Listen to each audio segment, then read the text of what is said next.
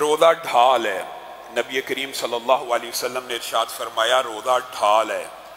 کس چیز کے لیے ڈھال ہے؟ ڈھال کا مطلب کیا ہوتا ہے؟ ڈھال انسان کو پریشانیوں سے، مصیبتوں سے، دشمنوں کے حملوں سے بچاتی ہے۔ روزہ کیسے ڈھال ہو سکتا ہے؟ ہاں، روزہ ڈھال ہے جب بھی انسان کے ذہن میں کوئی وسوسہ آئے، شیطان حملہ کرے تو اپنے روزے کو بطور ڈھال استعمال کرے کہ میں نے اللہ کے لیے روزہ رکھا تھا، پوری زندگی کے لیے بھی روزہ ڈھال ہے، صرف رمضان میں نہیں۔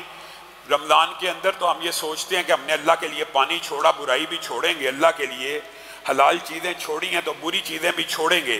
لیکن یہ جو تربیت اور ٹریننگ رمضان کے مہینے میں میری اور آپ کی ہو رہی ہے، اس کو پورا سال ایسے کنٹینیو کرنا ہے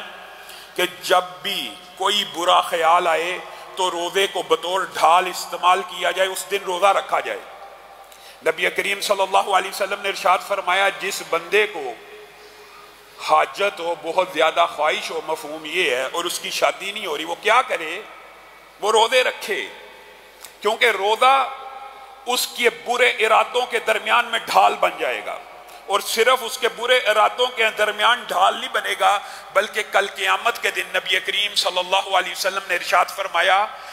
قرآن اور روزہ بہترین سفارش کرنے والے ہیں، اور اپنے عامل کی ایسی سفارش کریں گے کہ اللہ سے جھگڑتے رہیں گے جب تک اس بندے کو بخشوا نہیں لیتے، اس وقت تک اللہ سے جھگڑتے رہیں گے اور بندے کو بخشوا کے دم لیں گے۔ اس ڈھال کا استعمال کرنا اس مہینے کے اندر، چند باتیں کل آپ کے سامنے رکھی تھی اور ایک دو باتیں کر کے آپ سے آج کچھ وعدے بھی لینے۔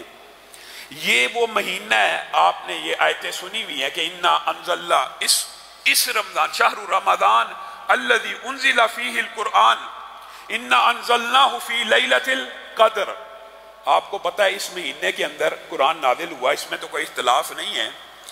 اور یہ کلام حمید کی، یہ دیکھ لیں اللہ کا کلام ہے نا، اللہ کی صفت ہے، اس وجہ سے اس کا مقام و مرتبہ اتنا اعلیٰ اور بلند ہے، اس کا مقام و مرتبہ